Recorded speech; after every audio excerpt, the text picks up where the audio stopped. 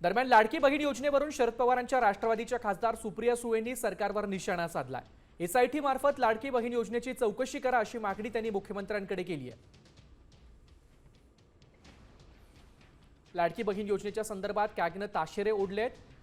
अनेक विभागांचा खर्च यामुळे 50% कमी झालाय आणि लाडकी बहीण योजनेवरचा खर्च हा 3000 कोटी रुपयांपेक्षा जास्त अतिरिक्त खर्च झालाय असं कॅगने म्हटलंय।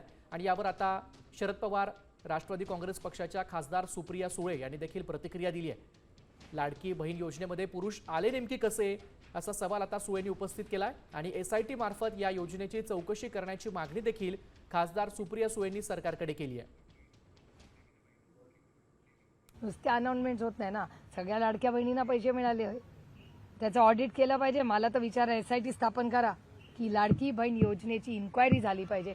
त्याच्यात इतके सरकारी लोक आले कसे, इतके पुरुष कसे आले, जर लाडकी बहीण योजना आहे त्याच्यात भाव गेला कसा, हा प्रश्न आहेच ना।